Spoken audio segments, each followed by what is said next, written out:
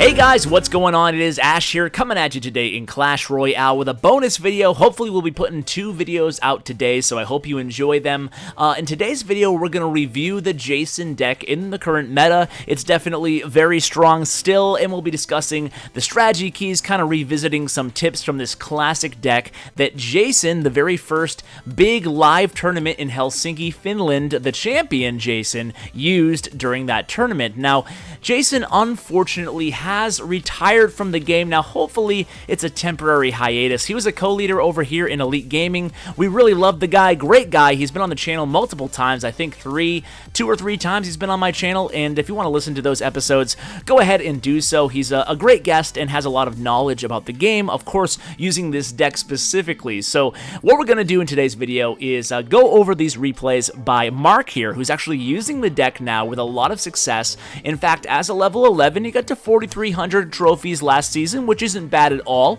Certainly not a record-setting by any stretch, but he's having a lot of success with the deck. And you know what? I've been sharing a few decks with you guys lately that have a lot of legendary cards in them, and I've been hearing it in the comments. Just to kind of address that quickly while we watch this replay here is, you know what, on my channel, I'm really just going to try to focus on the most competitive elements of the game. Now, if that includes legendary decks, then so be it. I'm not going to have a strong bias for legendaries or a strong bias against legendaries, but of course, if I find effective decks, such as obviously the Jason deck here, that don't have any legendary cards, I'm definitely going to bring those to you guys, and if I do bring legendary decks, I'm going to make sure that I include some viable substitutions for you guys who might not have all the legendary cards. So just wanted to touch on that briefly before we get into today's content. So again, Jason retiring from the game, unfortunately. We had to remove him from the game because he had become totally inactive, and I reached out to him on Skype, and he hasn't responded. That was a day ago now, so unfortunately, it looks like, you know, he just kind of lost interest. He had said a few times leading up into the last week or two that he was starting to just lose interest in the game, and that's understandable. He played a lot. He had something like 4,000 wins, and it was all using this deck. I mean, he switched things up here and there, but primarily he had like over 3,000 of his 4,000 wins using this same deck. Now, you guys don't have to do that to become a pro at this deck. You don't have to have 3,000 wins, but you know, you do have to play this deck a bit before you can get the hang of it. Now, it's not rocket science. There's nothing crazy about the deck. It's just a very, very classic giant beatdown with the hog kind of as a proxy offensive card. Now, with this deck, one of the biggest keys that you want to pay attention to is that you do have those 2 tower targeting offensive cards. You have the giant and you have the hog rider. So odds are you're probably always going to have one of those cards in your hand, and that can lead to a general feeling of being super aggressive with this deck, and that's one of the reasons that some people lose with this deck and just can't get a good feel for it. So you have to pick your spots with this deck. It has a lot of offensive power, but you can't be too aggressive. You have to know when to parlay those defensive counters with those big offensive surges. I mean, that's nothing new to you guys who've been longtime viewers, but it is worth mentioning with this deck specifically because you do have those 2 cards, there is a tendency to use them, or should I say overuse them. So as we watch this second replay, let's kind of pay attention to exactly how Mark uses these cards when he's using the deck. And even Mark, he said it took a while for him to really get a feel for this deck and start winning consistently, both in ladder play and also in challenges and tournament play. This deck really has a broad array of effectiveness in terms of being used in all 3 competitive modes. So don't be afraid to use it in whatever competitive mode suits you the best. So let's go ahead and go over some of the strategy keys and do's and do-nots for this deck and talk about the main offensive combinations, just to refresh your memory in case you're not familiar with the Jason deck, or if it's just been a while, which it probably has for a lot of you viewers. So defensively, you have the Barbarians and you have the Minion Horde. Those are obviously your 2 big weapons defensively. Now, when you play the Barbarians and the Minion Horde, make sure you don't play them immediately back to back, especially with so many people running poison in their decks today. You have to be very careful when playing defensively. So the Minion Horde, make sure you kind of use them when your opponent's poison or zap or arrows have been baited. You have a lot of bait potential in this deck. You have obviously the Spear Goblins, the Archers, and the Minion Horde in this deck. So bait the arrows, bait the poison, then use your Minion Horde. If you haven't baited the arrows,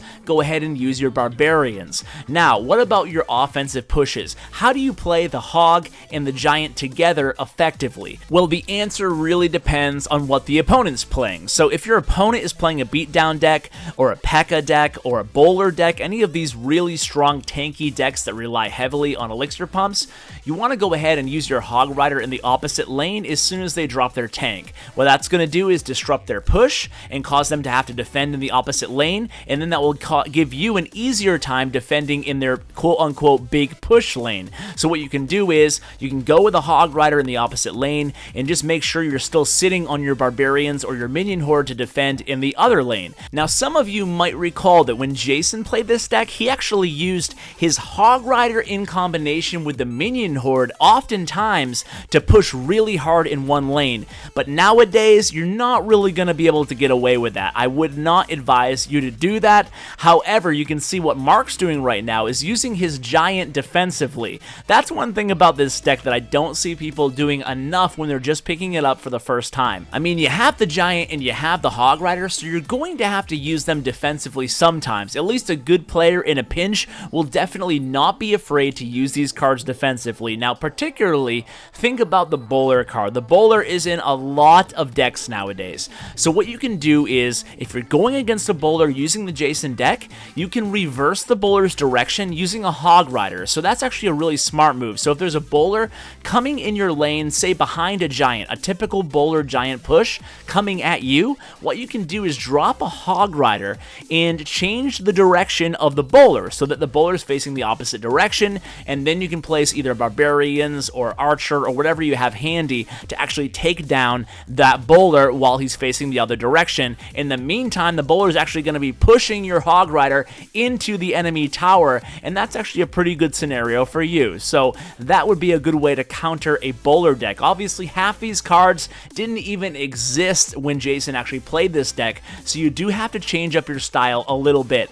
Let me go ahead and play a match for you guys right now. It's not going to be a super long episode today, but I do want to get at least one live match in, and we'll see what we can do. Let's go ahead and play a grand challenge. And you know what, before we do that, I did want to quickly mention something that I meant to mention before, and God knows I'm probably not going to remember to do it if I'm in a grand challenge. But if you're going against an Inferno tower, that's actually one of the most popular questions I get about the Jason deck. How do you counter an Inferno tower, or how do you adjust your play style to counter Inferno tower? I mean, you don't have Lightning, you don't have Fireball, you don't have Zap Spell at all. So how do you counter an Inferno tower? And the answer still remains the same as it was 6 months ago when Jason originally won with this deck. He went up against an Inferno tower in the finals against Steroidy, and what he did was he adjusted his play so that he used the Barbarians in front of the Giant. Sorry, I was trying to concentrate on this match here. He uses the Barbarians in front of the Giant on his big pushes, and that's one of the rare circumstances where you're going to want to use your Barbarians before the Giant offensively, and that's going to protect your Giant from the Inferno tower long enough to actually get there. Now, you may be asking, Ash, what if they have Poison and an Inferno tower? Now, that's something that you just have to work on baiting out that Poison and trying to work around having to deal with both at the same time. Obviously, that's costing them 9 elixir, so you're going to have to catch them either at an elixir disadvantage or without the Poison because it's been baited out previously. You can see I took down that right tower. I'm not even talking about the match that I'm actually playing right now. I'm going against a Lava Hound deck, which again didn't exist at the time that this deck gained its rise in popularity. So you saw how I'm dealing with the Lava Hound deck. What I'm trying to do is push with the Hog Rider in the opposite lane.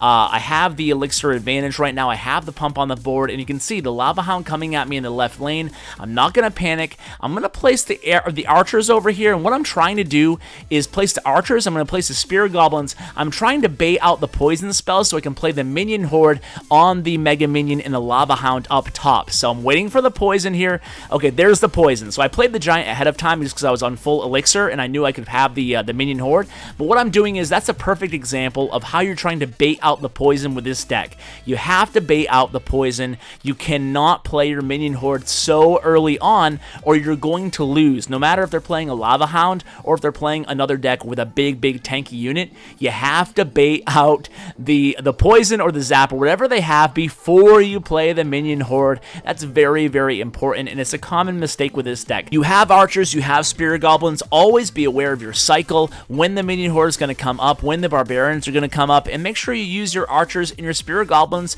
in smart ways. They can obviously distract your enemy units. They can obviously lure out and bait the poison or whatever they may have. So, guys, that's going to do it for today's episode. You can see I'm going to win this match. I'll just go ahead and finish it off. Can I get the 3 crown?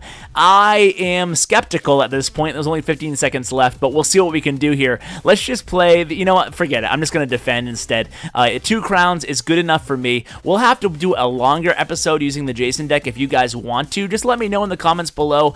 It's a fun, solid deck. It's a classic, and I know a lot of you guys like it, especially because of the no legendaries. So, guys, hopefully Jason returns. Hopefully he watches this video, and we love you, buddy, and we want to see you in game again, my friend. Hopefully you'll come back and enjoy some of these victory challenges with us. So, guys, thanks so much for watching, and as always, take care, guys.